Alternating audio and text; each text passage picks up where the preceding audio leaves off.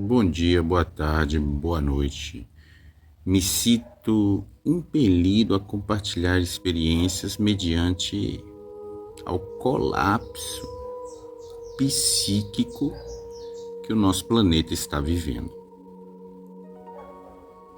Uma onda espiritual que foi se saindo das igrejas, as igrejas perdendo cada vez mais o sentido, colhendo os frutos de muitos anos de julgamentos, de apontamentos, de uma lista de normas, tentando justificar os seus julgamentos com uma lista de normas. O grande problema psíquico que estamos vivendo é muito, muito, muito sério. Amados e amadas, eu vivi isso sozinho na floresta. E por causa das experiências que tive, e por saber que ninguém precisa viver tais experiências, eu realmente estou comovido, compelido e empurrado a compartilhar mais e mais das minhas experiências. Esqueçam tudo que vocês ouviram falar sobre a ayahuasca e me vejam como eu sempre lidei com vocês. Se isso acontecer, vocês entenderão que uma pessoa como eu, que nasceu em uma família adventista, dentro de uma bolha completamente dogmática, até os 13 anos de idade, eu não sabia que existia o fora do adventista, só existia aquele conjunto de normas que me deixava muito confortável, numa zona de conforto muito satisfatória, com um grupo de pessoas que todas comungavam da mesma crença. Vocês precisam entender o que é uma seita. Seita é quando um grupo de pessoas diz que só eles têm a chave para a libertação. Então eles te vendem essa chave de N formas e sempre existe um intermediário entre você e a chave da sua própria liberdade. Quando isso se qualifica, e muitas outras religiões também são assim, mas a adventista realmente é o mais poderoso, porque se você vai no médico, você vai num hospital adventista, você estuda em colégio adventista. Então até os 13 anos, para mim, só existia isso. E eu sei muito bem o que é a loucura, porque eu estive nisso. É muito importante vocês saberem agora que o retorno está vindo. Não só para os adventistas, para todos aqueles evangélicos que usaram o nome da consciência do amor para amaldiçoar pessoas. Então tudo isso que eu passei me levou de um extremo ao outro. Eu saí da bolha e fui levado diretamente ao outro ateísmo, ao da negação. Então, saí de um extremo ao outro. E eu não tive escolha. É a minha história de vida. E nesse outro extremo, eu desconheço um ateu que foi mais militante do que o Dilfo Oliveira Castro, que teve um site de vendas de camisas para ateus. Vivi disso 5 anos, lancei 2 discos, um chamado O Fim da Era Cristã, que mais parece uma profecia, está acontecendo, o fim da era cristã, para que a consciência crística floresça, para que Cristo ou Deus não seja enclausurado em uma instituição organizada. E esse esse outro experimento dessa outra polaridade da negação, primeiro de que só existia aquele mundo fechado aqui no dogma. Depois eu precisava negar aquele dogma e ir contra ele. E por isso o universo me colocou na outra polaridade, o ateísmo. Então eu encontrei, através da meditação, das medicinas da floresta, o caminho do meio. E desenvolvo um trabalho no sul da Bahia, que é a desmistificação da ayahuasca terra. Porque o chá não fez o efeito que tem na internet em mim, justamente porque eu vivi essas duas polaridades e estava numa crise existencial gigante e precisava encontrar uma verdade dentro de mim. Então essa experiência é muito forte, é muito difícil para vocês ouvirem ela, imagine para mim falar. Mas uma vez que eu já vivi esse processo, eu posso esclarecer um único detalhe: não é para fora. Entendam isso, para ninguém precisar passar pelo que eu passei, seja com a ayahuasca, para ninguém precisar ir para o deserto e ficar 40 dias de jejum, que não foi só isso que o Cristo fez. Se você estudar a história humana do Cristo, você vai saber que ele se preparou para a missão dele dos 13 aos 30 anos. E apagaram essa história dele justamente para que você não perceba a humanidade do Mestre. E sem você saber que Cristo era também humano, que as religiões colocaram Cristo num pedestal intocável, um ser apenas divino, apagando o humano, inclusive apagando a história dele. E no Brasil, a espiritualidade ninguém está interessado em saber. Em uma grande parte, na maioria da história da vida do Mestre, ninguém está interessado em saber. Porque fizeram de tudo para que nós não pudéssemos olhar para a parte humana do Cristo. Porque uma vez que você olhar para a parte humana, o esforço, a dificuldade, o que o ser humano passou para chegar a esse ponto, que cara louco, velho. Em direção a uma cruz, em direção a uma crucificação, que cara louco, ou que sobriedade. Então, para que você não precise literalmente olhar para a morte desta maneira, na matéria, como algumas pessoas que tiveram experiências radicais tiveram que passar, elas não tiveram escolha.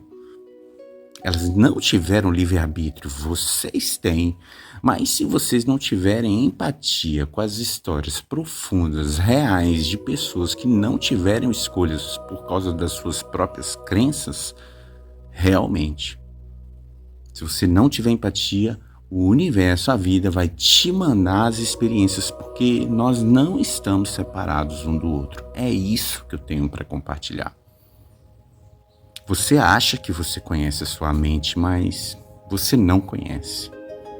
Você não conhece a sua mente. Porque na hora que você conhecer a sua mente, você vai estar observando a sua mente. Você não vai mais se identificar com os seus pensamentos. Só assim você pode conhecer a sua mente. Tire a internet, tire a TV, tire todas as distrações e fique sozinho por 30 dias numa floresta para você começar a observar os seus pensamentos, para você saber se você conhece a sua mente. Então, a partir de experiências fortes, você começa a descobrir como você criou o seu próprio sofrimento.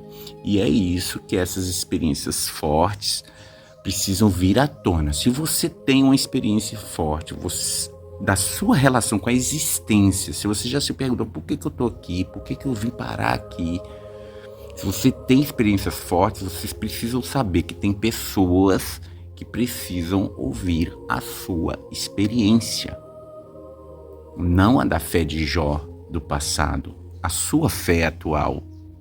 Jó no passado talvez teve menos coisas para distração do que você aqui. Jó não tinha internet, Jó não tinha uma política louca. Então, a própria ideia de fé precisa evoluir. É isso que eu quero que vocês saibam. E para você sair do colapso psíquico coletivo que acontece aqui e agora, neste planetinha, nesse pequeno asteroide que todos chamam de Terra, você precisa virar os olhos para dentro agora mesmo. Se você quer encontrar Deus, você deve olhar para aqui, ó. Deve procurar aqui dentro. Eu fui ensinado a olhar para fora. Então você acha que é loucura o que Cristo falou? O reino dos céus está dentro de ti? Ou será que é loucura o que Cristo falou, dizendo: vence-te a ti mesmo? Ou a loucura é o que as religiões fizeram com a nossa sociedade, junto com a política, junto com todo o jogo da dualidade? Primeiro, precisamos olhar para dentro. Se quer procurar Deus, se você procura Deus, é aqui que você vai encontrar. Então você sabe que o caminho é bem próximo. Você não precisa mais sair da sua casa, você não precisa procurar um lugar de paz. Nem isso você precisa. Para você treinar e de novo, acessar isso que está aqui para não duvidar, porque vai vir. A mente foi muito condicionada. Não tem ninguém falando em milagre aqui, porque é por isso que poucas as pessoas vêm até o meu trabalho. E é assim mesmo. Daqui a pouco muitas pessoas virão a esse tipo de trabalho simplesmente porque de tanto ver que essa é a única saída, tem que olhar para dentro. É a única saída. Tem que olhar para dentro. Enquanto não tiver esse reconhecimento muito claro que é isso que vai resolver o nosso problema psíquico, relacional, e entender que amor é aquilo que se dá e não essa barganha louca que vivemos hoje em dia, tudo querendo algo em troca. Quando entendemos isso, vamos perceber o grande erro das instituições religiosas do Brasil. Porque os próprios líderes estão tendo problemas psíquicos. Nos adventistas mesmo, Alzheimer em grande escala para os pastores. É para esse lugar que esses guias estão guiando você quando colocam esse monte de obstáculo entre você e o Criador, entre você e a fonte, e não te permite olhar para dentro. Como é que você vai vencer a si mesmo? Como é que você vai entrar no reino dos céus?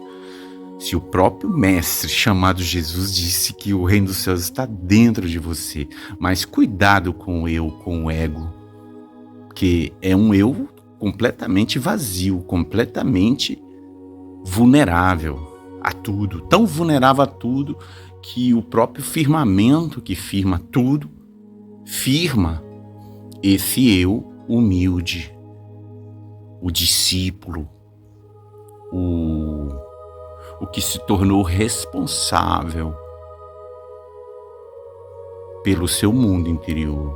Esse eu, discípulo da própria consciência, da autoconsciência que ele pode acessar e das infinitas possibilidades da consciência que ele encontra quando ele olha para dentro e procura dentro aquilo que ele procurava fora.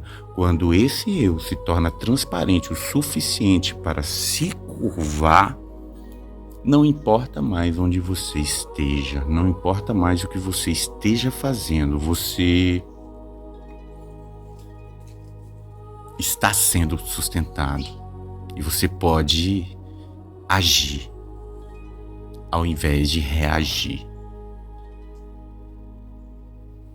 Que todos os seres comecem a olhar para dentro, que todos os seres comecem a pensar por si mesmo em si mesmo, para si mesmo e para tudo que os rodeia.